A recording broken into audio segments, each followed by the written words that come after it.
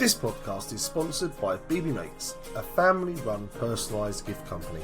From sports bottles to team merchandise, BB Makes has you covered. They will happily work with you to create unique designs for your perfect gift, with a wide range of products, all able to be personalised with names, quotes, pictures and much more. Head over to bbmakes.com. That's www.bebemakes.com and use the code COYS so they know that we sent you. Oh, and of course, come on you Spurs. Welcome to the Spurs News Podcast, your home for all things Tottenham Hotspur. Now, here are your hosts. Hello everybody and welcome to a new episode of the Spurs News Podcast. I am Sam. Joining me to discuss all the latest fun and frolics of being a Tottenham Hotspur fan, it's Stefan. Good morning, afternoon, evening, everyone. How are we doing? Well, I'm okay. I don't know about everybody else. They'll all probably write in and let you know. Exactly, guys. See how I get interaction. Yeah, so it's much better than the stuff I get. So, this is episode 264 of our show.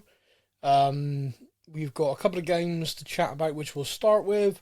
Then we'll dive into sort of questions and topics, and then see if we got any time left. Sounds good to me. 2 games, a win and a loss. That's very Spurs, yeah.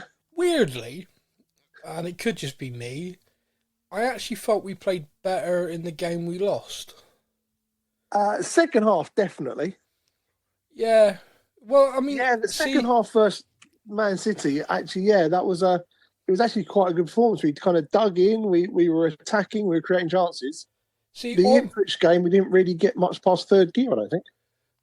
Well, yeah, but then we didn't have to. There's always that kind of argument of, oh yeah, they could have done this, but you just got to beat what's in front of you. And that's what I was saying, isn't it? Yeah, it's very true.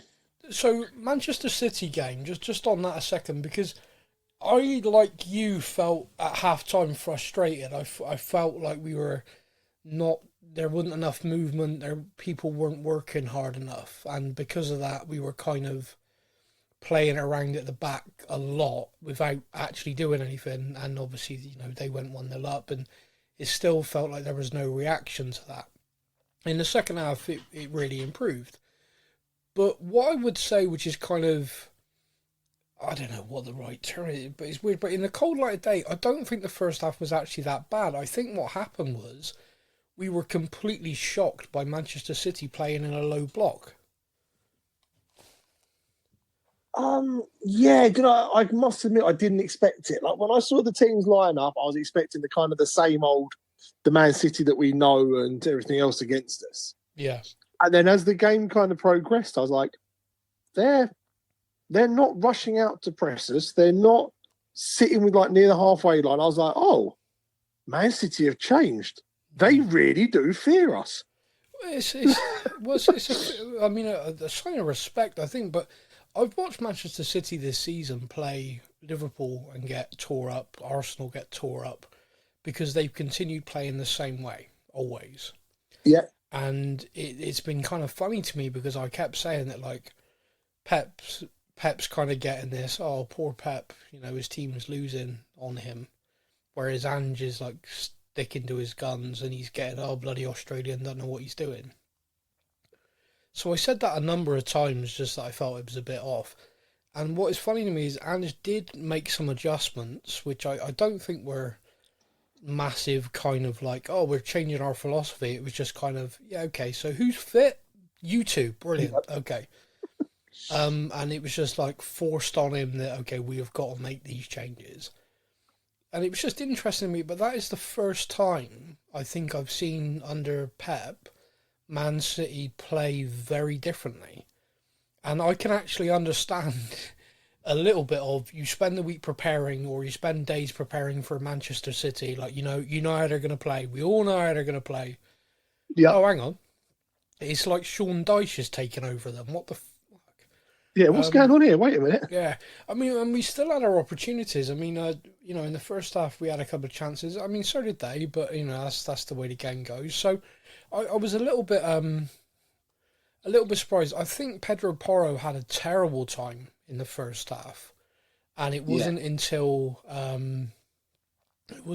Johnson actually started helping him that he kind of balanced that out, which sometimes has got to happen. And I do feel that maybe it's an age thing, an experience thing, I don't know, but I do think sometimes our team lacks that.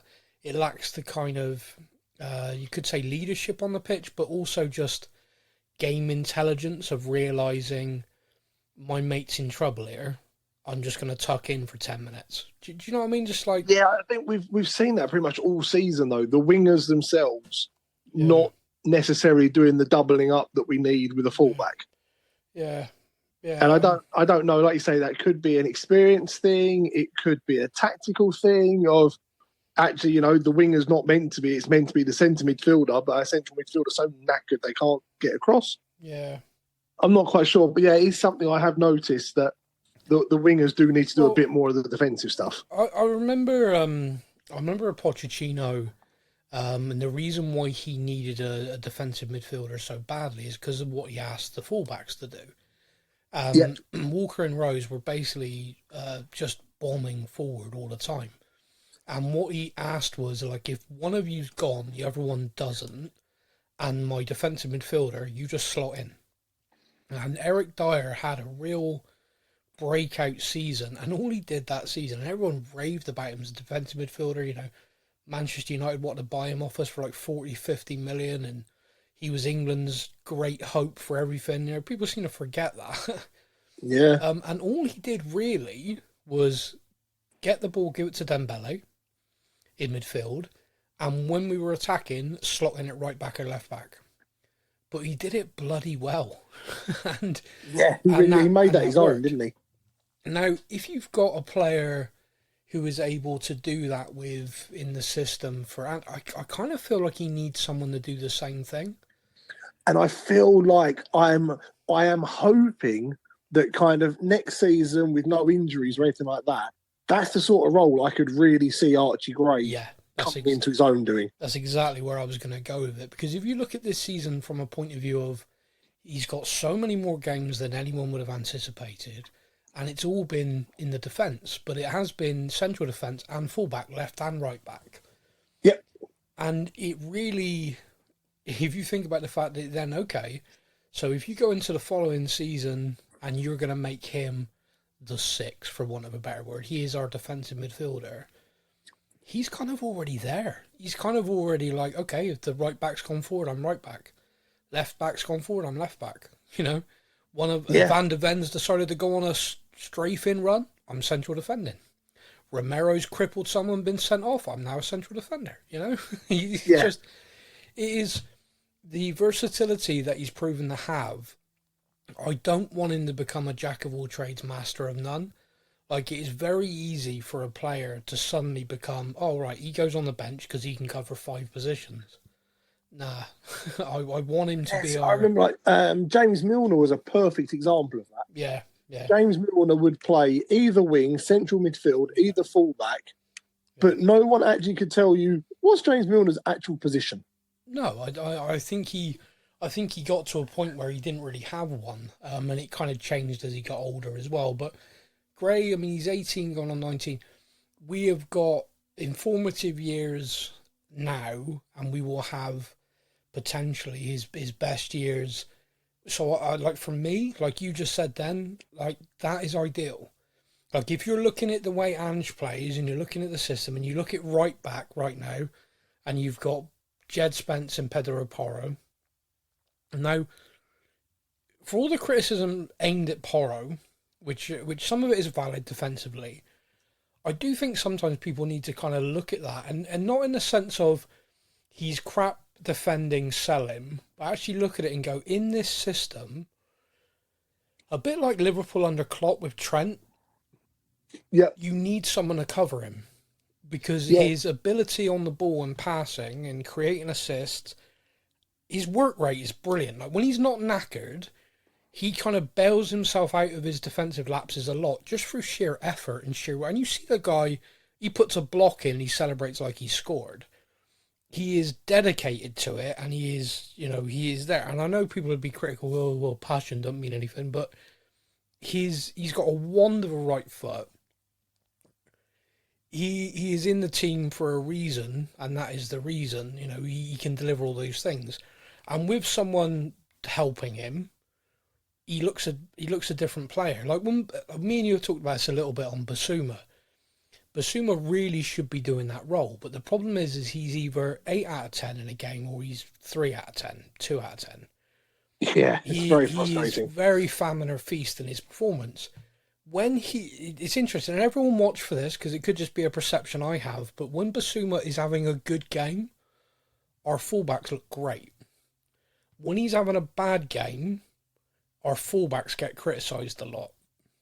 They look exposed. Yeah. Yeah, and it's interesting, and it's there's loads of things, and it is a thing that's like cold light of day, because I remember Vertonghen and Alderweireld, everyone in the league, they were the best central defensive partnership in the league. We literally had a season where we had the best defence in the league, which for Tottenham's insane, but those two, phenomenal. Everyone raved about them. Everyone talked about them non-stop. My memory of them is absolutely rock solid.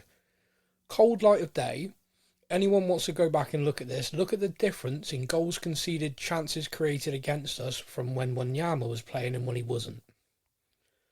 Yes. It is night and day. It is like when Wanyama was playing, the opposition didn't get a shot on target, 3 shots from outside the box. When he's not playing, like conceded 2 goals, 10 shots on target. Now, those two were very, very good central defenders, but like any team and any system, any setup, if the people are just running through your midfield, your defenders are going to get overrun. It doesn't matter how good they are. And I think at the moment, you look at us, too often our midfield is just, it's like it's not there. Yeah, people have unfortunately seemed to be able to walk through. It's kind of like they win the ball in their third, and they've not got a challenge or anything until they get to our third, and you're kind of like, well, wait a minute. How is that? Where's the rest of them? Yeah, I mean, there's a few times, and I've said it sort of half jokingly, but I was like, I swear the other team have got more players on the pitch, because like they get the ball run through us, and it's like we're not there. And I'm like, where is everyone? We get the ball, and like there's 2 banks of 4 right in front of us. And it's like, okay, so were they just fitter than us? No, I can't believe that. Did they just have a more tactical I mean, I think midfield's probably our biggest problem area that I think right now. But individually in there's a lot of players there I really rate. So yeah, it's I'm very excited for the future of, like we were saying, the number 6 being Archie Gray, the number 8 being Sarr, the number 10 being Bergevall. See, I think Bergevall's more of an 8. I know this is a weird thing because people are like, what does that even mean? So I'm going to... It's blurred lines now on certain managers, doesn't it? Yeah, so I'm going to kind of do a little bit of like, if I'm thinking of a midfield, so I'm going to try and use the defensive, box-to-box, creative, okay? Yeah, that's kind of what I'm working on those 3, yeah. But I don't see Bergevall, like I'm watching him, and he actually has the ability to take the ball, turn, and bring it forward, which sounds so simple, and yet 90% of midfielders in the Premier League, the elite of English football, can't do it. No, there's a lot of passing, I mean, I used to remember watching Dembele, who would pick the ball up with 5 players around him, somehow get past all of them, dribble it 20, 30 yards, and then just lay off a really simple pass. And everyone would just sit there and go, wow. I saw someone tweet the other day, and it's so accurate, is you really, really don't realise how good he was. Or you don't realise how good he is until he's not there.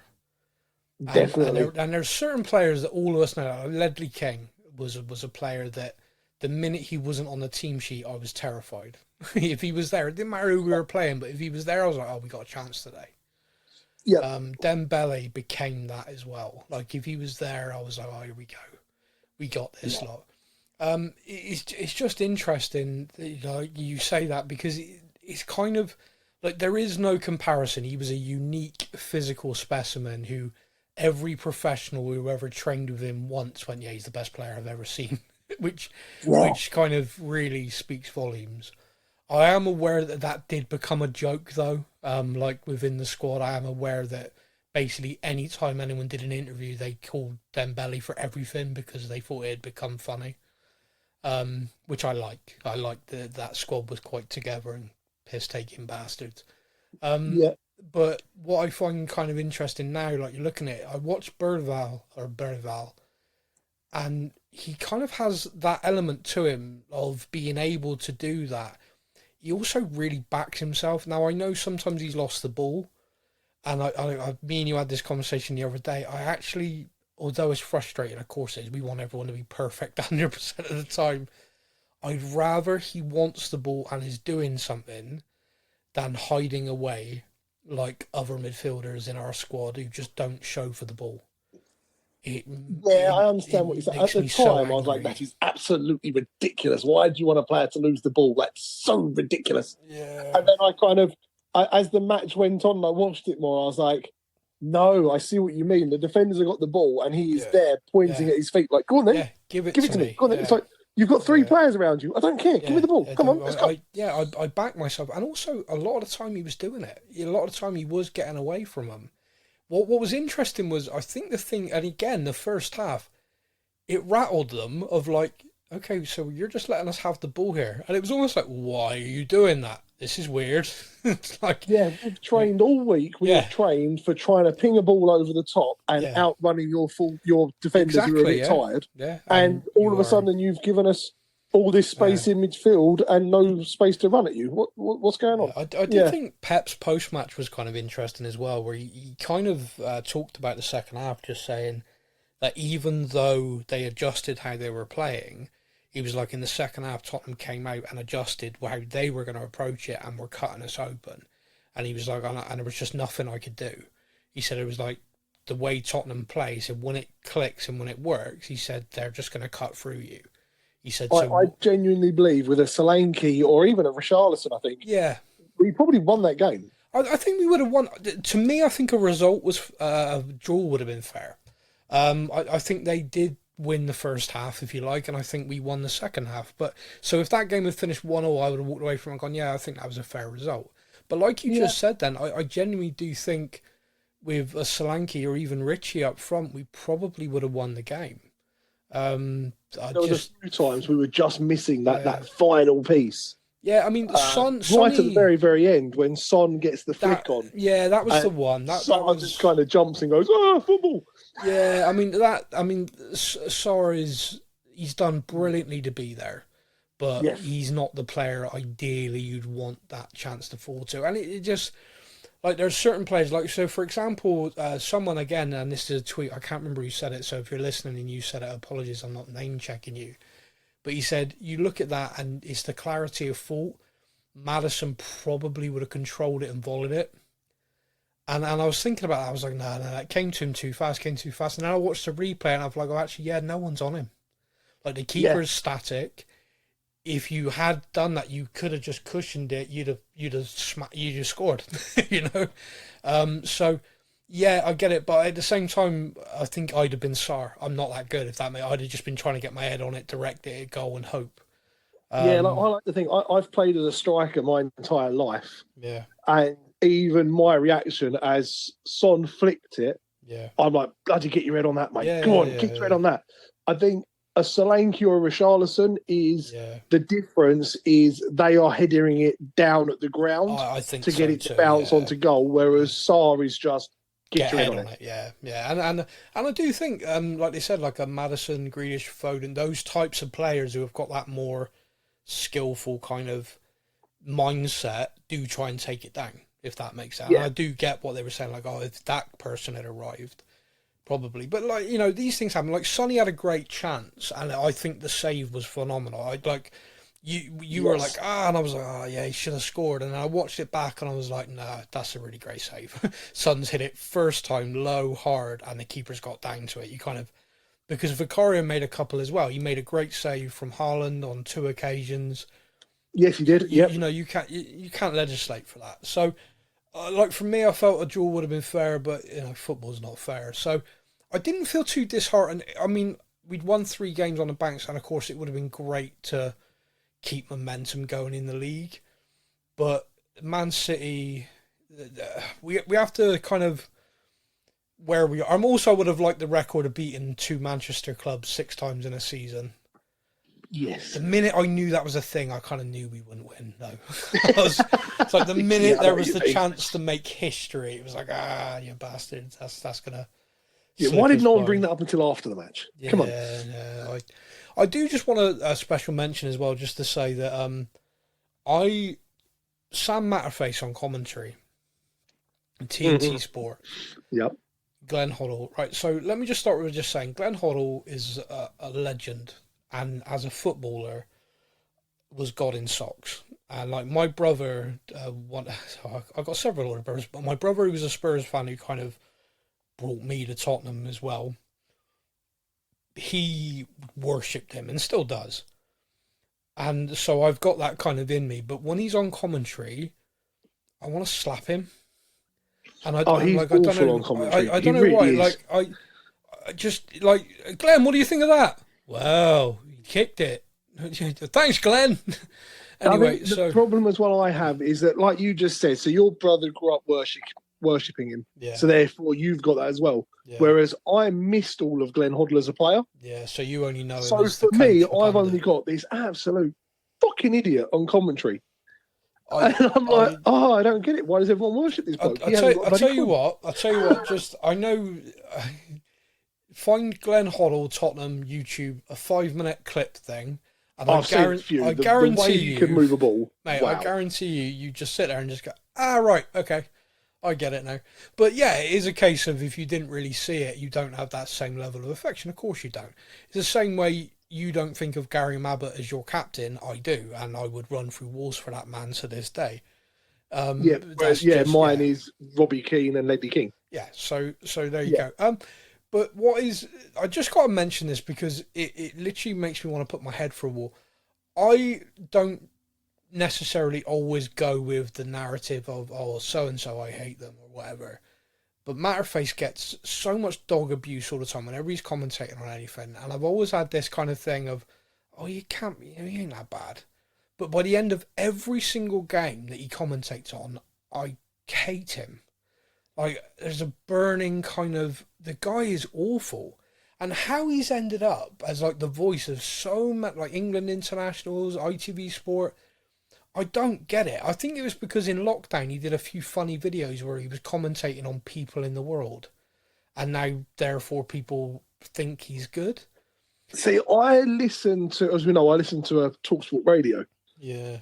He presents a couple of shows occasionally on there. Oh, really? And as a radio presenter, I don't mind him at all. He says the odd thing, then TalkSport is kind of, they engineer every show to get confrontation and get the people calling up and stuff. So there's a few things he says on there where you kind of roll your eyes and go, yeah, all right, you've been told to say that sort of thing. Yeah. But as a radio presenter on a sports network, I don't mind listening to him on the radio. Yeah. As soon as he gets into a commentary box, though, I'm kind of like, what the hell are you talking about? The perfect example is I am watching the game on TV.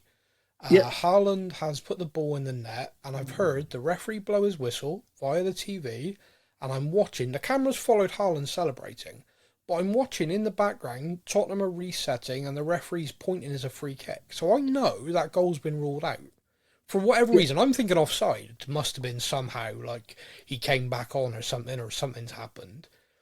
Then he's just saying, no, the VAR is going to check this or to check for handball. VAR have said there's no reason to overturn the decision, so it's a goal. What? What's going on? I'm like, no, the referee gave a handball. Like, what is the struggle with that? Like, how in the hell is he there in the stadium with a monitor, all of the information, and actually being able to see with his own friggin' eyes? Like, I know the camera's followed Haaland, and that's what he's commentating on, but you can see you could hear the referee blew his whistle. He gave a free kick. Yeah, and then the referee, the VAR has seen no reason to overturn the on-field decision. Yeah. Well, I don't understand that. Yeah. He said there's no reason to overturn it. Why have they overturned it? What's going on? And obviously, some producers then got in his ear. Like, that's the whole point. Yeah, you're an idiot. I mean, that's just an example, but it is strange. Like, every single time he's commentating, I start it with, get it out your head. He ain't that bad. And by the end of the game, he is. And he just, it's like the whole every time Vicario caught a catch. Oh, well, we know Tottenham are very poor from corners and crosses. It's like, you're saying that as he comes out and claims the ball. I'm confused by this. Or, the opposition have had 12 corners in this game, and we know how Tottenham struggle from corners. It's like, well, why have they not scored in one of these 12 corners? I know. Well, it is funny. I mean, Ange kind of said it last couple of weeks ago in a press conference. Someone said to him that in the last game, we'd conceded a goal from a corner. And he went back to the journalist and said, you know how many corners we've had against us since we conceded a goal from a corner the last time? And the journalist went, no. He went, well, look it up for your column. And in credit to the guy who asked the question, it had been something like 50. Now, yeah. Now, we don't get me wrong. Obviously, you want your team to defend everything perfectly all the time. But I don't, 50 corners and conceded one goal from it, I don't think it's a bad stat. It's not, and I don't last season, we had a problem. Everyone knew it, everyone saw it, and it's been addressed. But because that was a problem once, it's now a case of, anytime something happens from a corner, we're going to talk about it, Yeah, it's bloody I think the biggest problem there was, unfortunately, Ange made a really fair comment. Yeah. At the time, he basically said, I've got bigger things to worry about than set pieces right now. Yeah, which he was right. He may well have turned around and gone, the fact we keep giving away stupid freaking free kicks outside the box, or the fact that our defenders keep clearing the ball behind the goal instead of to the sides of the pitch. He could have meant pretty much anything, but all the journalists and Gary Neville and all that lot, all they heard was, Ange doesn't care about set pieces. Yeah, it's crap. And ever since then, I think that's where that narrative kind of came from, was Ange saying, I've got bigger things to worry about. Yeah. And then went, he doesn't care about them. So every time we got conceded one, well, Tottenham don't care about set pieces, so they'll probably concede. Oh, that's not what he said. Speaking of us conceding, it's pretty rare we get nilled under Ange Postecoglou. So losing 1-0 was a strange one, full stop. Yeah. Our home form. Literally in the league this season, we've lost 50% of our home games, which is shocking. Yeah. Why do you think that is? Do you think that is just our form in general this season has been that bad, whether it's home or away? Or do you think we actually have a problem at home that needs to be addressed? So I would be interested to dive into those stats a little bit more in terms of how many of those home games were directly after a midweek European game. Yeah, okay. Is fatigue a problem there? Is it actually the fact that the squad were knackered, playing away in Holland or Turkey on a Thursday, then coming home and playing a home game next? I don't know if that would have had an effect on it. I also know that for a little while during the season, the fan base was very toxic. And that can't help. If you're playing a home game in front of 60,000 people who are pissed off before the first whistle even goes, be that at Ange, be it at the team, be it even at Daniel Levy, if you're going into a stadium and your fans are already pissed off before the whistle blows. I will say I thought the atmosphere against Man City was crap, which is pretty rare. There wasn't what I'd expect from a home game. Home game. I mean, I know it's a Wednesday night and stuff, and I know it's kind of, but yeah, I didn't even hear Levy out much. Do you know what I mean? It was like there wasn't even the kind of passionate, pissed off. There were a couple of moments in the game where there were a few boos. Like half time, there was a few boos and anger. There was a substitution. I think when Maddison went off, there was sort of a bit of a rumbling there as well. A few people. Yeah, I couldn't tell if that was a boo, you're taking Maddison off, boo the player that came off the bench, or a boo in general of we're not doing that much and you're just taking off our creative midfielder? It was aimed at Ange. A few people I know who were there said there was a chorus of "You don't know what you're doing" from a group of fans. Which I mean, it's gonna stay that way. I mean, results being what they are, it just he says it himself. You got to expect it. People are annoyed, and yeah, but then in the nicest way possible to Maddison, yeah, he's not done much in the recent run of form. Well, so he scored the 2 goals a few weeks ago, and Yeah. everyone was kind of like, "Here we go, that's what he does." But I'm like, you then look at the amount of stick that Johnson gets, and it's like he's our second top goal scorer, I believe Johnson is. Yeah, there's a lot of stuff around with all the players at the moment, and some of it's fair, some of it's not. But it is a results business. So if we were winning more than we were losing, everyone would think Johnson was fantastic because of the stats he's put in this season. Because we're losing more than we're winning, people are criticising him for not running enough. The tapping merchant. I saw one against Ipswich. Now, this was the best thing I saw online after the Ipswich game. Yeah. Take away the 2 goals he scored. What did he actually do this game? Sell him, he's useless. Yeah. Okay. Let's take away the 2 goals in a team that are struggling to score that many goals at the moment. Let's sell the guy that just scored 2 goals. Yeah. No. Fucking genius.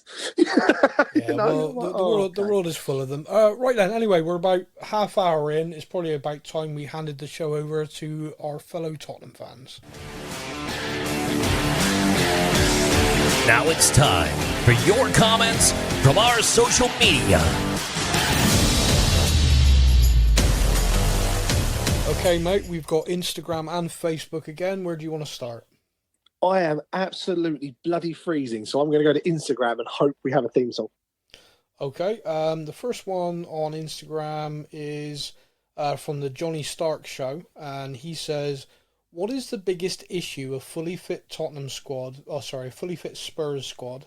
I need to make sure I say Spurs or Tottenham Hotspur, by the way. That's COYS Daniel. What is the biggest issue a fully fit Spurs squad faces in regards to winning games?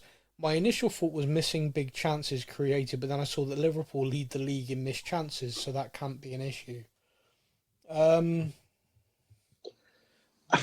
is that?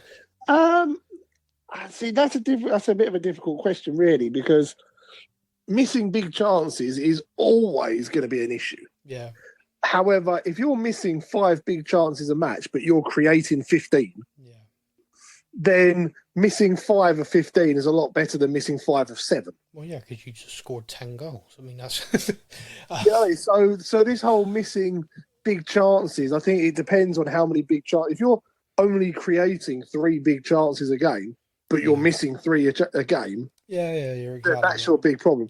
If you're Liverpool and you've got players like Mo Salah, you've got McAllister, Sabozbla, I can't say his name. Sabozlai. Yeah, Jota, Luis Diaz, then those players are going to make up for the fact that Darwin Núñez couldn't score in a brothel. So it kind of balances out. Eesh, come on, man. I look at focusing on Tottenham is kind of difficult. It's a loaded question, really, because I think if you're of the opinion that Ange needs to go, then you're going to point to him as the reason straight away. You're going to say he's the reason a fully fit Tottenham squad aren't winning games. And a lot of people think he's the reason we don't have a fully fit squad, which I can't go on board with. But I don't know. I mean, the stats are interesting because stats can give you an interesting picture, but also, like anything, stats can be kind of skewed. Ange in his press conference this week brought up the assist stat where he thinks it's absolutely pointless because you can get a ball hit you on the ass, it goes to your mate, he scores, and you've got an assist for it. I've got to be honest, when he said that, I was like, that's a fair point. I mean, he ain't wrong, but I mean, but then if you think Jan Vertonghen assisted Son's Pukas goal. Yeah. So it was an award-winning assist. Don't fuck with that. Yeah. So I look at that and I do get what he's saying, but on the flip side, he then, with a smile on his face, said, "But I thought that assist was good." Because he's right. Because you could finish the season with 30 assists, like a creative player could finish the season with 30 assists, and everyone would say, "Wow, what a player!" He's clear. And if you went for all 30 of those assists, not all of them will be some marvellous bit of creation. Some of them will literally be like he fell forward, it hit him on the head, and the guy took the ball and scored. There will be in amongst that, definitely that. But if you've got it's a player... like you could look at Maddison set assist to Jed Spence versus Ipswich. Yeah. Beautiful footwork in the box. Yep. Laid the ball off. Spence scored it. Amazing. It's a good assist, yeah. Good assist. Whereas at the same time, Maddison could whip a free kick into the box. A player at the back stick could have the ball hit him, and then someone taps it in. Yeah. That's their assist. So I can understand. Yeah, but like going back to like you were saying about the chances created and missed chances, you look at that in isolation. Liverpool are top the league and also top the league for missed chances. It sounds daft, but then like you said, yeah, but if their conversion rate is, if they're creating 10, 20 chances a game, they can afford to miss a high number. And also missed chances is a little bit of an oxymoron, because missed also is if the keeper saved it. And we had this chat in our thing the other day because it made me laugh about Robert Lewandowski. A few people might remember this years ago. He was at Bayern and he was getting criticised for the number of chances he missed. So we actually went to Twitter and laid out all the statistics that, no, I'm not missing shit. Keepers are like pulling off worldies left, right and centre. Ain't my bloody fault. And it always cracked me up because obviously it bothered him. So yeah, he was just like, look, I ain't missing the target. They're just, ain't my fault the goalkeeper has suddenly become like friggin' peak Walter Zenga.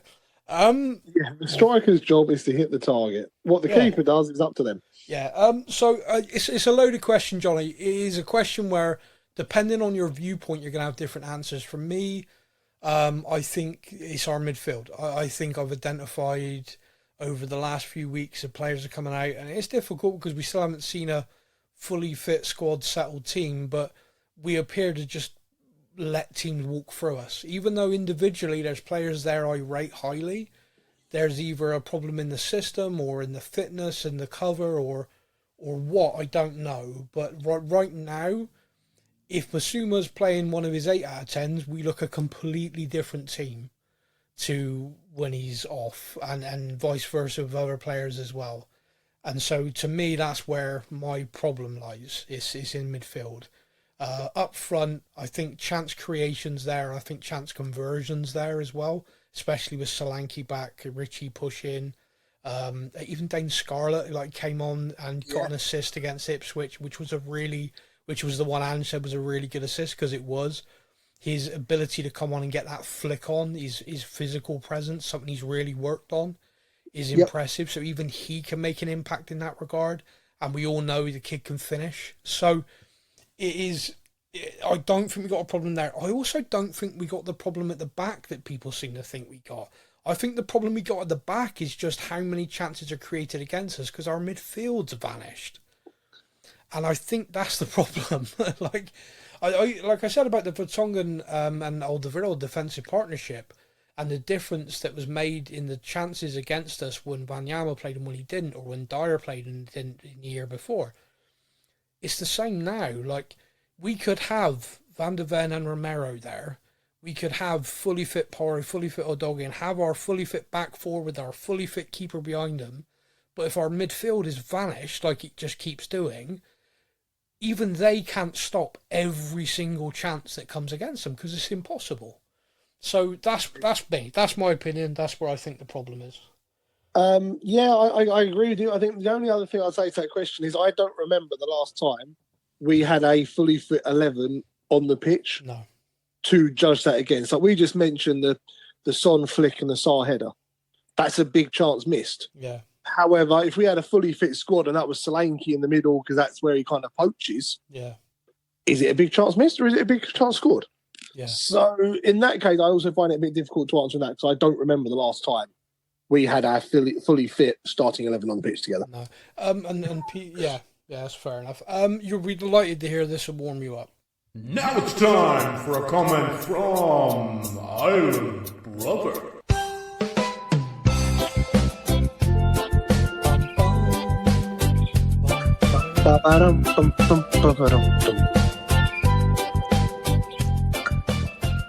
So it is the last day of February, and we've got the beautiful tunes of the Island Brother who says, "Why can't we have nice things?" The trick to supporting Tottenham Hotspur, brackets COYS Daniel, is that you never get excited. Just don't do it. There are reports out there stating that the sale of the club is being stymied by the asking price and the contract Levy wants to stay on in a controlling role. Is there any truth to this, or is it all noise? Keep up the stellar work, and remember, Levy may not love you, but Kulusevski does.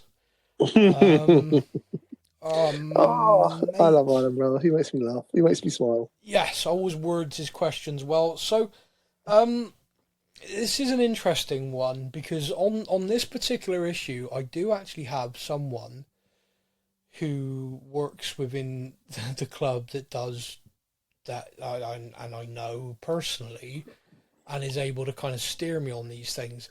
And what is interesting is the club have been actively looking for investment for a long time. And what that means is they are willing to share a part of the club or for someone to buy in, invest money in the club, because they think that is the only way they're going to be able to take another step and compete. Which, to me, when you look at the figures that come out in the financial things, is just mind-blowing.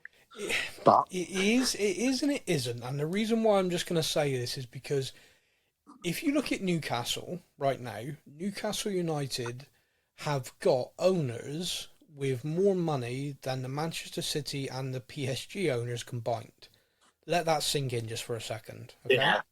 They are the wealthiest owners in club football now, but they have not been able to spend that money because they've not been able to put it in because the infrastructure, etc. at Newcastle isn't so you cannot, and again, this could be about to change, by the way, you cannot artificially inflate the income of the club. So for example, Newcastle got a big stadium, got a good fan base, etc. But in Newcastle, you cannot charge the prices you do in London. I know that sounds what, but it's true. You just literally cannot do it. The median income there will not allow it. So when you look at that and you look at the revenue streams and everything that Newcastle have got, and they've been a yo-yo club for a while. They went down a few times, come back up. They do not have the global sort of financial powers that Tottenham have managed to put together. Even without success, we've been able to do that. So they can't put the money in. Whereas at Tottenham, someone can come along and literally go, right, here is 200, 300 million, go spend it. And we could do that. And it would, because of our revenue stream, we would meet all of the things. We do not have sat in a bank account 200, 300 million to spend. So this is the things, like we can spend it. We do have the capacity to spend it because of the thing. We do not have it to spend because we built a stadium. Does that make sense? Yeah. So, yes, we have the capacity. Yes, we have the financial power, but it is not sat there in a bank. And it isn't the case of Levy just going, oh, I want to Scrooge McDuck this. Can I have all my money in a big money bin and I just want to swim in it? It isn't there. Like, the revenue's there. Don't get me wrong. We sit back for 10 years. Well, hey, brilliant. But was the Scrooge McDuck a weird reference? Are people going to get that? I got it. I can also imagine Daniel Levy sitting in a bathtub of pound coins. All right, careful. You're going into a racial stereotype. We don't want to go there. So I again just look at it and go, I understand where that's coming from. Now, what I've been told by someone I trust is that actually there's a bit of a problem internally at the club in the sense of Enoch, because Joe Lewis and Daniel Levy were very, very close. As anyone who follows the news will know, is Joe Lewis had to completely step away because Joe Lewis got himself into some trouble. Just a little bit. A little bit of trouble. Enoch want to sell. Enoch actively don't want someone to come in and invest. They want to sell. They own 80% of the club, but a big chunk of the ownership also is with Daniel Levy and his family. Daniel Levy is also in charge of the trust for all the shares of Joe Lewis. So there is actually a problem at the club right now where Daniel Levy isn't ready to kind of sell and retire. He feels, whether we all agree with this or not, he feels if someone came along and stuck money in it, he is the best person to use that money to take Tottenham forward. Spend it. Yeah. Well, again, this is a debate, all right? So that's a separate debate. That's over there. But he believes. I kind of love with this the idea of like Joe Lewis brought this club 20 something years ago, and he has built the club up. And don't get me wrong, like with Levy and all that, they have built the club from what they purchased to what it is now. Yeah, chalk and cheese. Yeah. He's then obviously done something a bit naughty and handed the club down to his children. Yeah. And within a year, his kids have gone, hold up, if we sell it, we can have how much? Well, it's worth what? well, allow me to just give you this very rough estimate. ENIC purchased the club for around £220 million. Yep. Let's call it 25 years for round figures, okay? We're just going to call it that. Yeah. In quarter of a century, they could sell the stake they purchased for about 2.5 billion. Now, even with inflation being ridiculous, that is bloody good. That is a return on an investment, yeah. Now, what is interesting in that as well is a lot of people will always talk about, bloody, money being taken out of the club. No. So they purchased it for 220 million. They've made money available, which was a few years ago, it was about 150 million. So 220, they also made that, but not all of that was drawn down, by the way. So some of that's still there, but not been drawn down. But my point is, in that entire time, they have not done a Roman Abramovich or anyone. They've not put money in to go, right, okay, we're close, like go spending. That's not what they do. They're an investment company. But at the same time, they've not taken money out. This is an asset investment. They've looked at it in the view of one day we'll sell it and we'll make money because we've held on to it, because we believe by just like you buy a house. Yes, the economy will go up and down, but bricks and mortar typically, in the history of the world, if you bought it 25 years ago, is worth more now. So they've looked at it that way. And Daniel Levy has done a job for asset growth for this club, which is phenomenal. If you assess him purely on that, which ENIC would, that's why the guy gets bonuses. Because from their point of view, right, so we put 220 million in, about 150 more million later on. We guaranteed a few loans, which we've never had to pay because the club's made enough money to pay it. And when we sell, we're going to get about 2.5 billion. Okay, yeah, that's work. Thanks, Daniel. COYS Daniel. But the rumours that have come out, for me, have made me kind of smile a little bit, because if anyone thinks that Daniel Levy is a tough negotiator when it comes to transfers, can you imagine what he would be like for buying the club? Oh, Jesus Christ. So there's We're never selling the club. Two aspects there, so I want people to consider. One, he will get the price he wants for it, or he won't sell, because he will know the intrinsic value of it. And I'm going to say this as well, which people might not agree with. He's probably not wrong on the valuation figure he has, because let's say the owners of Newcastle hadn't bought Newcastle, right? And they were still looking, and they had Newcastle available up there, they had Tottenham available in London, and they looked at it, well, we could buy Newcastle for 200-300 million. But with all the rules and everything in place, we can't do anything to really, we could do small things, but without breaching the rules massively and potentially being kicked out of the league or whatever, it's going to take us 10, 20 years to get where Tottenham are now. So yeah, it's going to cost us a ton, to load more to buy them, but we can literally from day one spend 200 million, 300 million a window to get a winning team. Which, crazy enough, to these people is no money at all. Exactly, yeah, it really isn't. But it would be a decision to make, and that's why Daniel Levy is kind of holding this price, because he's saying, we've got everything in place here, everything is there.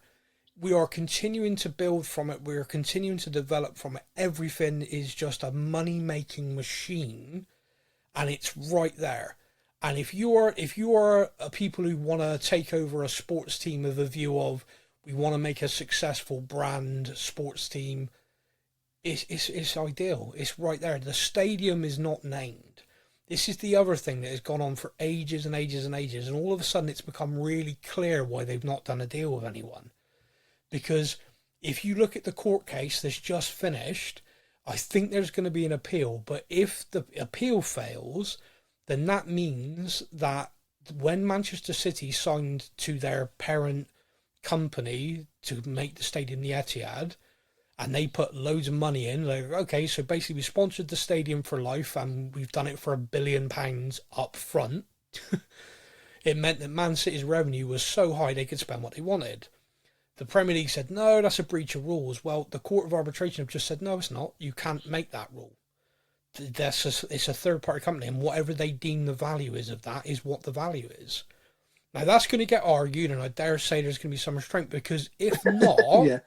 in the summer, Newcastle could technically rename St James's Park whatever the hell they wanted after whatever company they wanted, and stick however much money they want into Newcastle, and suddenly Newcastle this summer could go on a spending spree we've not seen since Roman Abramovich first bought Chelsea, and the rules had to change.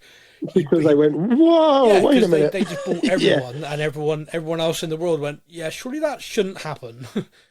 But yeah, that is going on. So again, Tottenham have not done a deal, and because that case has been rumbling for ages.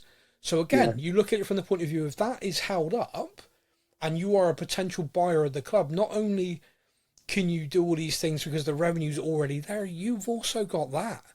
So it goes from, we could spend 200 to 300 million a window based on the revenue anyway, to, oh, actually on day one, I could sponsor the stadium and blow $1 billion, do a Chelsea and blow $1 billion in one window, build a squad of, Galacticos, and sit back.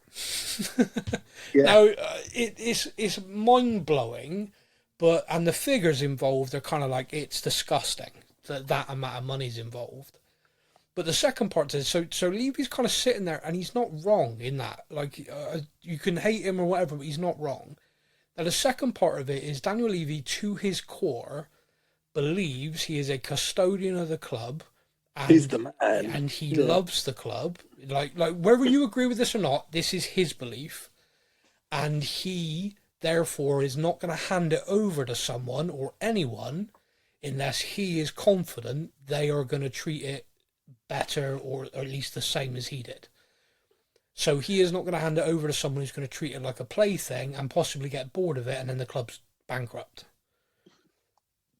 Again, rightly, wrongly, whether you agree with him, disagree with him, hate him, whatever, that is his mindset. So there are loads and loads of talks, and I can say with 99.99% certainty there have been talks recently, and I think all of this press that came out in this article in Bloomberg, which is the one I think Island Brothers referencing, has come from the other side. I think that has been leaked deliberately to heap pressure on him. Anyone looking to buy the club can see the protests. You've got to spend 30 seconds online to anything the club posts to see the responses. Everybody, the comments. Everybody knows if you're looking to buy this club and you're doing your due diligence, he is under the most pressure he's ever been under. So if you've made an offer and he said, no, that's not acceptable, you're going to ramp the pressure up. And a way of doing that is to leak to the press everything that suddenly appeared in the press. Yeah, we agreed a fee, but we can't agree that Daniel Levy is going to stay on as the chairman. The fans are going to go absolutely freaking mental. But it's you say that again, and this is again an interesting thing. Let's say someone, I don't know, let's say a South Korean billionaire. I once did this as an April Fool's joke, which is you did, and it got everyone going. Yeah. Like, you really got this one. So good. let's say a South Korean billionaire wants to buy Tottenham because he's fallen in love with the club. He's been a fan for years, and he's like, do you know what? I'm Jeff Bezos rich. I could just spend money for fun. Let's go and have some fun and make Tottenham great again. Sorry. I thought it was funny. Anyway, he comes in and he says, right, I don't know how to run a football club. All I got is money. Daniel, you know how to run a football club, and you've always done it with what I make, I can spend. So how about, Mr. Levy, you run this football club, but now, today, the stadium's named this after my company, and I will put 500 million in this summer, and you're going to get 200 million in January, 300 million next summer to spend. As a fan, right, generally, and I'm going to put this to you now, if that was the proposition, new owners, Enoch have gone, the new owners come in and they've kept Levy, but on that base, and they've kind of said it, they've announced it, we are going to invest to spend on the squad. We are doing this. They've not given out a figure because that'd be dumb, because obviously then every club in the world would be like, you want to sign our left back? Yeah, 4 billion. We know you've got 300 million to spend. Exactly. The left back's worth 250. But on that basis, would you be willing to go, okay, let's see what he does. Let's see what he does, because he has done a good job on the business side. Or have you now reached a point where you just have zero faith that even if he had the money in the bank, he'd act in a more aggressive kind of let's go out there to win stuff way? It's really, really difficult because up until very recently, I have always kind of sat in the camp of, he's not always made the best footballing decisions. Yeah. But look at where the club is and look at what the club can now do because of him. Yeah. No, and I think it's fine. But even so, like now, I think I'm also getting to a point where I'm like, I just want fresh. You know, I want something completely fresh and new. And okay, so let me just had 300 million to go spend, and we were quoted 80 million pound for this player that is going to absolutely turn around our season and be amazing. And we had 300 million in the bank. This player's going to cost 80 million. Do I still expect Daniel Levy to go in and go, okay, well, we're going to give you 55 million? Yeah. So this is the interesting part to that is he has never had that. So he has never had the money in the bank to literally go, we need that player. How much do you want? 80 million? Done. He's never been able to do that. Like even the smaller deals where he's chiseling and stuff like that, he is buying players always from what the club is generating, from sales, from income the club is generating. Enoch have never gone, here's 100 million, go spend it. They put some money in once and they did spend it, but they didn't draw it all down because obviously he knows in the back of his mind we're trying to sell this. But so to me, people might disagree with me, and that's fine. I think this is a personal thing. I would be interested if they said, right, we kept Daniel on, he's on a 2-year contract. And at the end of those 2 years, we'll assess it. I'd be more than willing to go, all right, see what you can do now, Daniel. Could I compromise to a 2-window contract? No. I'm just saying, like, I genuinely, because I also think transformations like that aren't as, like Chelsea went signing crazy and won the league the following year. Man City went signing crazy and won the league 3 years after it. Do you know what I mean? I don't think it isn't an instant success. I think you have got, and you need to do it properly. You need to get smart people to build a squad. Like at Newcastle, I think the signings they have made have always been very, very good. But since these people have bought them, it's just taken them a long time because they can't do the volume they want to do. But you look at Isak and other players they've signed, Tonali, even though he then got banned, they are very, very good signings. So what they're doing up there with the people they put around who are football people has been very, very smart. So come back down to us. Almost doing a direct comparison to Chelsea got brought out. They spent like billions of pounds on players, but they were literally like, oh, we've been told this player's good, buy him. Yeah.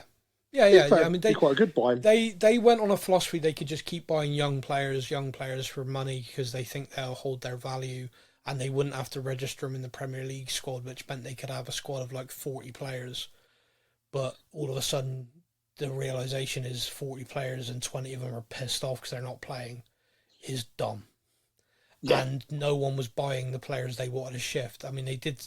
The thing, I'll tell you one thing on that just very quickly, which I still think needs to be investigated, is when they went to China. No, not China, sorry. When they went to the Saudi League and did a deal with a Saudi team to buy their players in a kind of, like, I don't like that. That was weird. Like, Chelsea going to Saudi with, like, here are our players available. How many would you like? And what price? Yeah. That just feels weird to me. But anyway, over on Facebook we had a couple of questions, so we'll do these to wrap the show. Barry Fowl says, this is the poorest season I can remember for refereeing standards. VAR is also poor and divisive. We seem to have had very little go our way this season. Do you agree? If so, what's the solution? So, VAR, I've never been a fan of, but it's not going anywhere. So I think we've kind of just got to hope it improves. Yeah. The FA and everyone has put too much money into VAR for them to go, this doesn't work, let's get rid of it. Yeah. I know a couple of leagues in Europe have actually turned around and gone, it don't work, get rid of it. Yeah. But we've put too much money into leagues. it for it to happen. Yeah. My issue with VAR is that at the start of the season, there was this big thing about the high bar. And we are not there to re-referee matches. We are there just to correct if needed. We've got a really high bar. And as the season's gone on, like when we started the season with this whole, we are going to yellow card anyone that goes up to the referee because it's captains only, or if the referee calls you over. Yeah. And that doesn't happen now. That's just like anyone can go to the referee and complain. We said in our WhatsApp group, I'm pretty sure at least one Tottenham player got booked at the weekend because of Maddison complaining to the referee. Maddison being captain at the time, so he's the one who's supposed to be able to communicate, But I think the refereeing standard is poor. The VAR standard is poor. Do I think it's blamed, like kind of aimed just at Tottenham? No.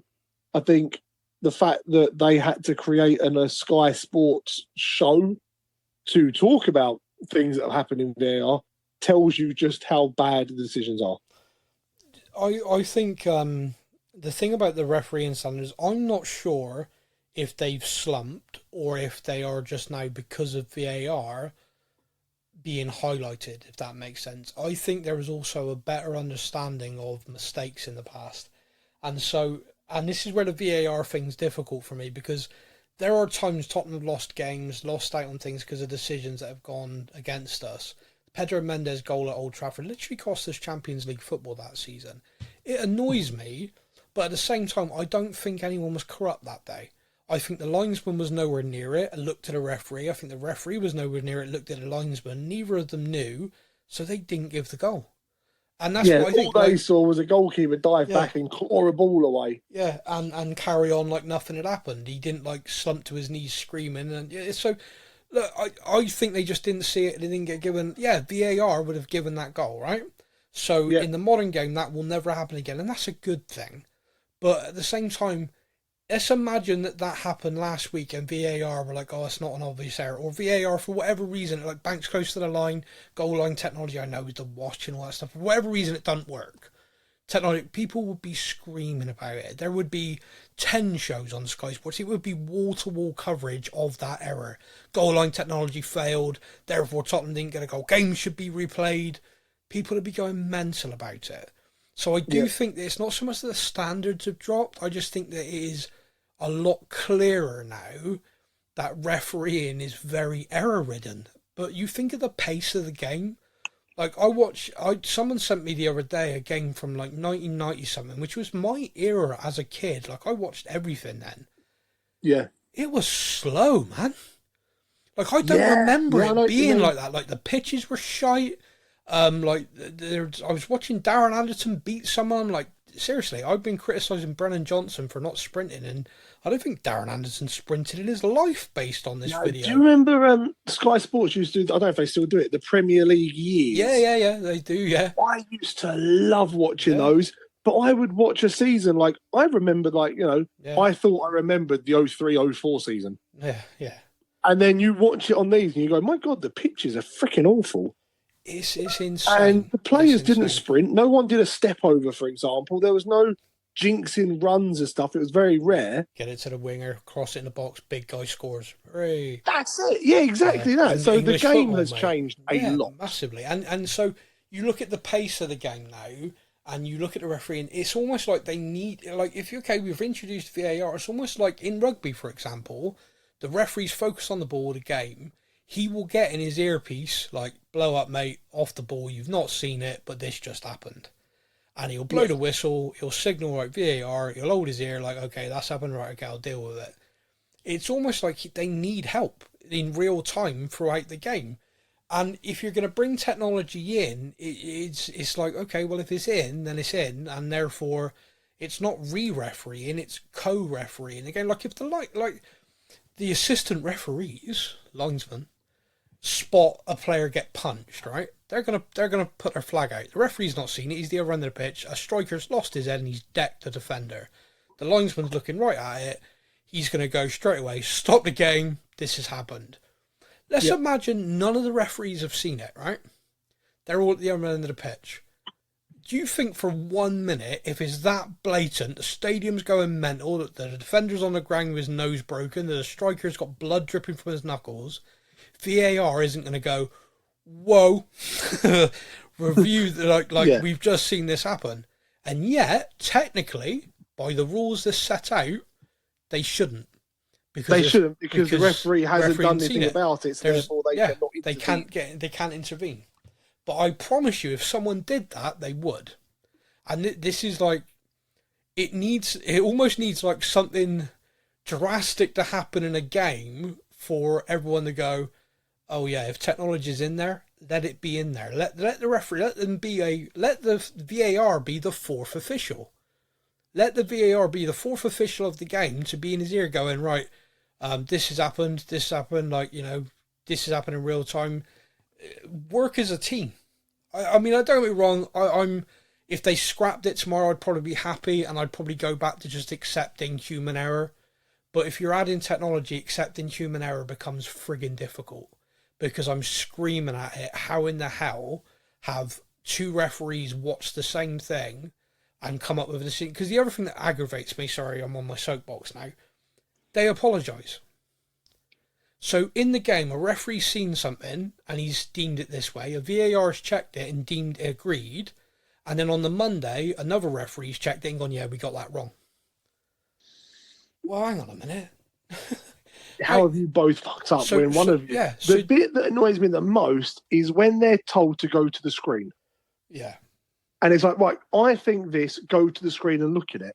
And instead of showing him the full caption of what happened in real time, he goes over to the screen and the VAR have already put a still shot of a player's shins against another player's ankles. Yeah. So the first thing that referee sees is, holy shit, he's kicked him in the ankle.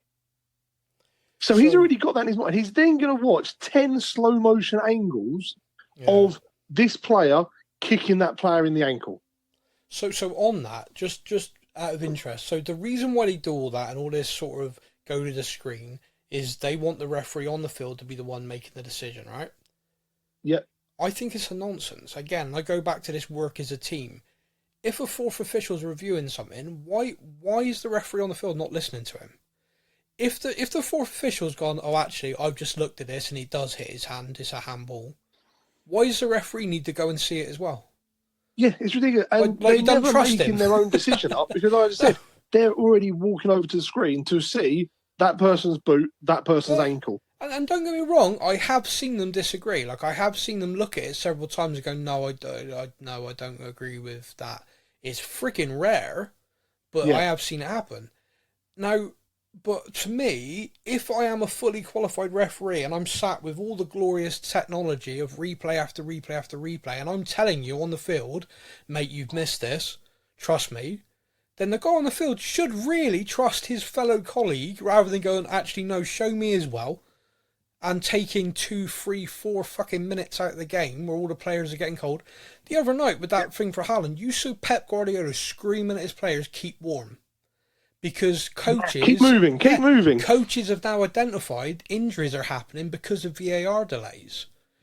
And like we've said it as fans, I think this could be related, and it is. And coaches have recognised it, and they are telling their players like, don't friggin' seize up, get out there, run around. We're going to stop playing, stop running for 5 minutes, and within the next 10 minutes of the game starting, at least one player is going to go down with a muscle injury. Yeah, because we're going to do a drop ball and you're back to full pelt again. It's stupid. But what I'm saying is there's no need for that. If the guy in the booth is a referee, which he is, then what his decision should become it. If it's referred to VAR, he says it's a goal, he says it's not a goal, that it's a red card, it's not a red card. Yeah, I think I'd actually like to see them get rid of the screen and do that. I think that would work so much better. Yeah, just trust him. Because the whole kind of narrative of, again, and you look at technology in sport, you look at cricket, the umpire on the field does have a kind of umpire's call if it's close because of the way it is hitting the stumps and stuff. But you don't ever get him like give an LBW, like, oh yeah, it's LBW. The guy checks it, goes, no, it's not. You don't get the umpire on the field going, well, I think it bloody is. It's staying LBW. Let me go watch the screen. I'll tell you if it was LBW exactly. or not. Exactly. It doesn't happen. The guy on the field goes, all right, you've watched the replays. You're an umpire like me. Okay. You know, fair enough. Like I wouldn't even mind it if, let's say, the goal that Haaland scored that wasn't a goal because of the handball. Yeah. If the referee, so there's no screen at all, there's VAR. Yeah. And the referee goes, just to VAR, look, guys, I know that bobbled up. I don't think it was a handball. Just confirm it for me. That could work. Like but that's what he if the did, referee's seen something and he's not sure. But isn't that what happened? He said, I think it's a... And that's what I mean. That I don't mind happening. Yeah, I think it's a handball. Confirm it for me. That's fine. It's when they do the whole tackle thing, the referee's gone, no, it's fine. And then the VAR are go watch it in slow motion. Go watch it in slow motion. It looks really bad. Yeah, well, we could talk about that for years. We won't. But Barry, I don't think I've answered your question. Sorry, mate. Tom 20 minutes later. Yeah, no. Tom Perks says, will Mickey Moore get half a dozen games between now and the end of the season if he's good enough? Yeah. I don't know how to answer that. He's in the first team squad. He's training. He's fit. If he's good enough, he'll play. Right now, we've got a few players back, and I mean, he said this in a press conference, and you did this. You saw the team sheet, and you were critical of the team sheet the other night. Ange said in the press conference, I've not had a squad to rotate. I now do have one, and I'm using it, and people are criticising me. I'm kind of with him. I don't understand the mentality of... Because it's not like someone's been dropped. They've been rotated because they've had to play X amount of games. It is a squad game now. You do not get... Yeah, it's true. You do not get your 11 every day. It's just the game is too fast. It's too physical. So, I get it. I'm looking at certain players and I'm thinking, I'd love them to be starting, but at the same time, I also don't want them injured. And Van der Ven comes back, says, I'm fit, I'm ready. Sports scientists give the thumbs up.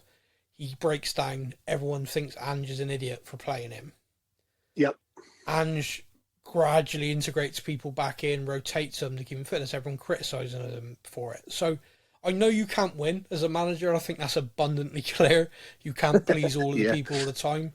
But I do just think that, it's a bit off. And when the interesting thing is he does and he did this at Celtic as well, so this is clearly a thing in his mind. He likes to freshen things up around 60 minutes in the sense of he wants to bring, now he can do 5 subs. It's I want to bring 3 on. Around the hour mark, he will do that. And I think the players know in the system is run yourself into the ground because you are going to play 50, 55 minutes, an hour, and then I'm going to take you off. Obviously, the game can change that sometimes, and you've seen that. And obviously, when he doesn't have that on the bench, he's not been able to do it. But the impact the subs can make is huge. And I also, again, I look at it, I don't think the players who started did a bad job. I think they were rattled by Man City playing Sean Dyche ball, not Pep ball. Yeah. It's damned if you do, damned if you don't. I imagine, again, as well, his confidence in the players and perhaps the medical isn't what it was. So he's probably himself thinking, right, you've played 3 games in a row, right, I'm going to rest you. The player's probably no, I'm good. Yeah, that's what Mickey said. No. In his brain, he's probably thinking, I finally things are finally coming back together. I know if I want to finish this job at this club, I need to win the Europa League, climb the Premier League table. I need to be in the top 10 at least. I need to be in the top half of the table, and I need a trophy. Otherwise, I'm sacked. I think he knows that. I think we all do. I think the squad knows it. And I think in his brain, he's just okay, I've got the weekend off. We play next Thursday. By then, I'm hoping to have Solanke, Romero, I don't want to go into this game and at the end of this game go, great, I've lost Spence, I've lost Vicario, it's just I imagine it's got to play a part, and it's got to be you've got to be a bit gun shy. If you have the Tottenham Medical Department and the history they have, yeah, you can fully understand that. I remember Lamella clipping his toenail wrong and being out for 4 months with a hip injury. So yeah.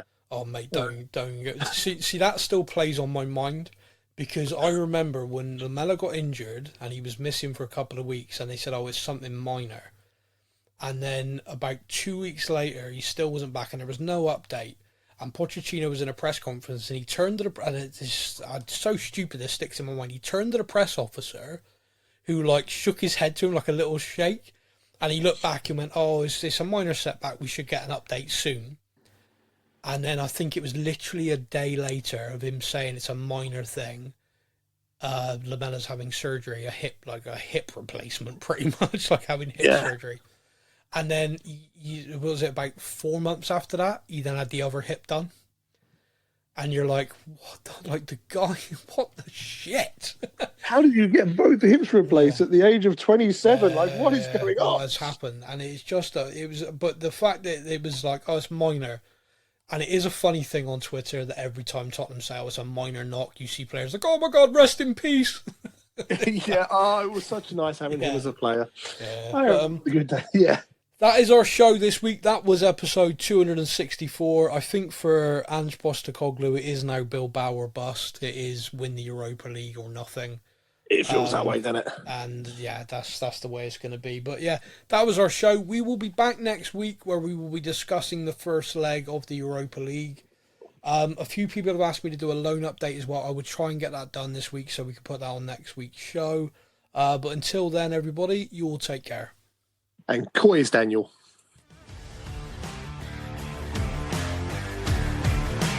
Thank you for listening to the Spurs News Podcast. We hope that you enjoyed the show.